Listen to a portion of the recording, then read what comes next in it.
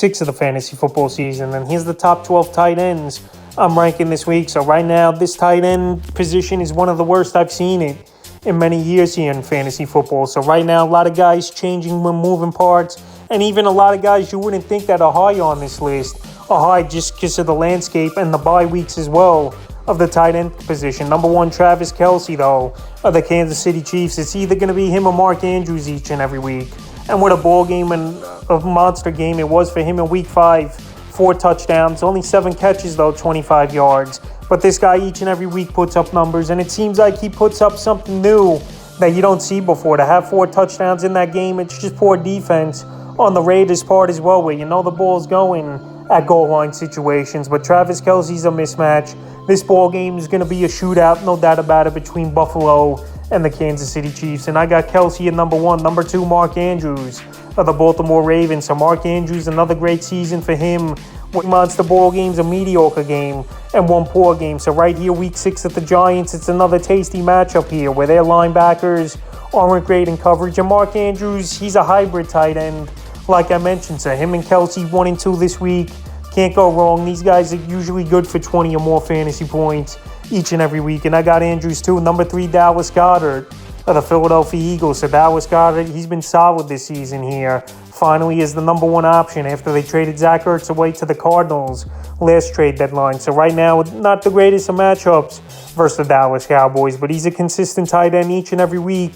11 or more fantasy points you're going to expect from Dallas Goedart. And in this one versus the Cowboys, I think more of the same, anywhere from 12 to 15 fantasy points. He's a matchup nightmare for linebackers, even though the Cowboys are pretty solid at linebacker with Anthony Barr in coverage and Leighton Vander Esch. But this week here, he's a top 3 tight end, in my opinion, is Goedart. And once again, he's a guy to start with confidence. Number 4, Zach Ertz, the former Philadelphia Eagle, now the Arizona Cardinals. So Ertz, it's been a great year for him with double-digit fantasy point games in PPR leagues. In the first 5 games of the season in Week 6 here, a great matchup with the Seahawks that give up the most fantasy points to tight ends on the season. So Zach Ertz, he's been a mismatch for a lot of teams. And him and Hollywood Brown, the top 2 targets over there in Arizona. It seems like those are the only 2 guys Kyler Murray has comfort with any target. So right now, Zach Ertz, he's doing his thing.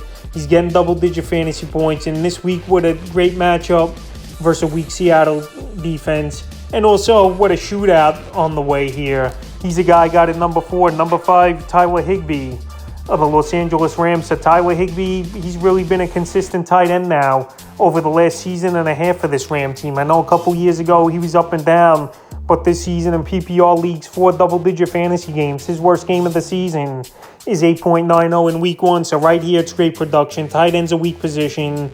And this week here, a good matchup versus a beatable Carolina team, obviously, in the passing game. I think Tyler Higbee has a good one once again, and he'll get anywhere probably from 12 to 15 fantasy points.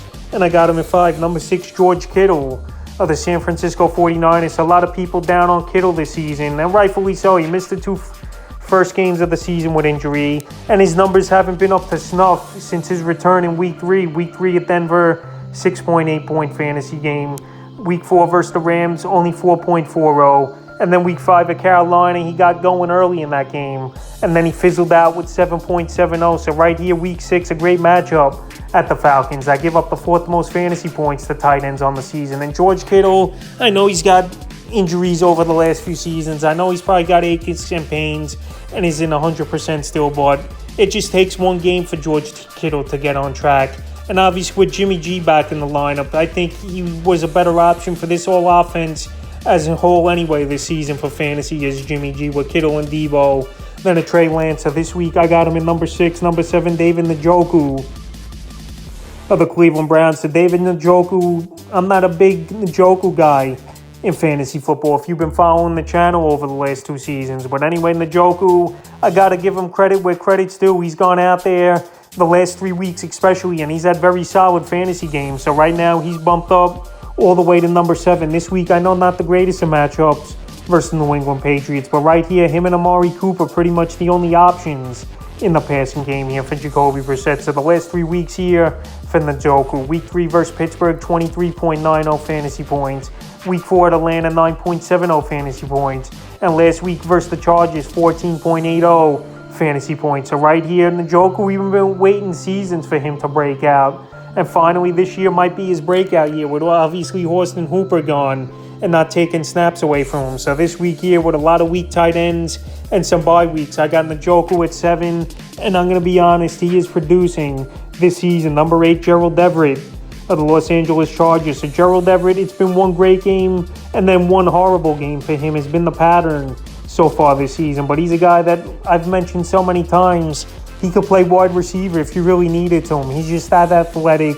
He's that good of a route runner. And last week, it was just 3 targets for 1 catch for 2 yards. But this week here, Monday Night Football, I think versus the Denver Broncos, he can make a few plays in this ball game. And like I said, he's still amongst the top 10 in scoring for tight ends in this season in fantasy football. So right now, Keenan Allen, I don't expect him to play again in this ball game this week here. So Gerald Everett, it should be more targets for him, even though last week they got away from him. But this week, I think they go back to him, and I got him in number 8. Number 9, Hayden Hurst of the Cincinnati Bengals. So Hayden Hurst, he wasn't even on the fantasy radar even 2 weeks ago, but now he's a guy that's been a hot pickup this week here, and he's been putting up numbers the last 2 ball games. Week 4 versus Miami, 3 catches, 27 yards, a touchdown. And week 5 at Baltimore, 6 catches, 53 yards and a touchdown. So this week here, not a great matchup at the New Orleans Saints, but obviously he's pretty familiar with the Saints here, is Hayden Hurst, playing with the Atlanta Falcons for a few seasons in that division. So right now, Joe Burrow's starting to get confidence in him.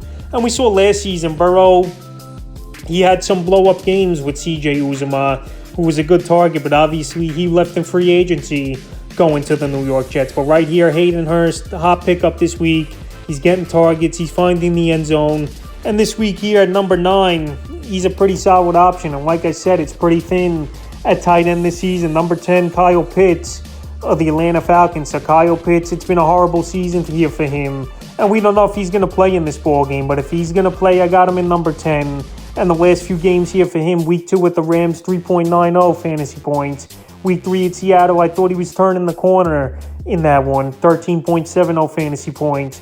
And then week 4 versus Cleveland, 3.5 fantasy points. And week 6, he missed the ball game, obviously, with the hamstring injury. So hopefully it's not a lingering hamstring injury, but they usually are, unfortunately, here. But we know Kyle Pitts is a freak. We know this Atlanta Falcon team took him real early in the NFL draft a couple seasons ago. But the problem is, I think he was injured a little bit. And also Marcus Mariota, he just can't target and get the ball to his playmakers consistently. So that's the number 1 problem, I think, here for Kyle Pitts. But if he plays this week, I'm not going to have high expectations for him. But he's still a guy that I would have at number 10, just like I said.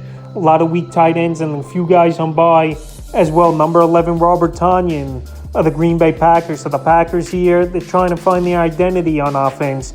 And Robert Tonyan, the last 3 weeks, the way the tight end position's been, he's been serviceable. Week 3 at Tampa, 9.70 fantasy points. Week 4 versus the Pats, 10.20 fantasy points.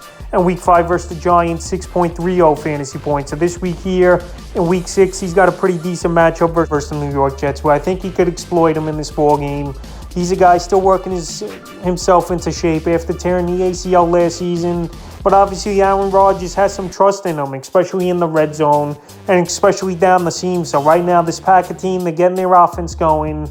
He's hitting his weapons. And this week, I think Tonyan is a decent play in 12-team leagues. And I got him at 11 in the 12th and final tight end that made this list this week. Here's Evan Engram of the Jacksonville Jaguars. Evan Engram, he hasn't been on the radar all season here, but last week he actually had a blow-up game, and I did recommend him as a waiver wire ad, where he had 10 targets versus Houston, 6 catches, 69 yards. So Houston's game plan in that ball game last week was to take Christian Kirk out of the equation and let other guys beat him, and it worked out for this Houston team. They won the ball game 13-6, but this week, a good matchup at the Indianapolis Colts. I give up the 5th most fantasy points to tight ends on the season, and in week 2, Evan Engram had a good ball game in terms of tight end play versus Indianapolis. 7 catches, 46 yards on 8 targets. So right here, they're vulnerable to the tight end is Indianapolis. Engram had a good ball game in week 2 for tight end standards. And right here in week 6, he cracks the top 12 at number 12. So that's the top 12 tight ends I'm ranking here for week 6 of the fantasy football season.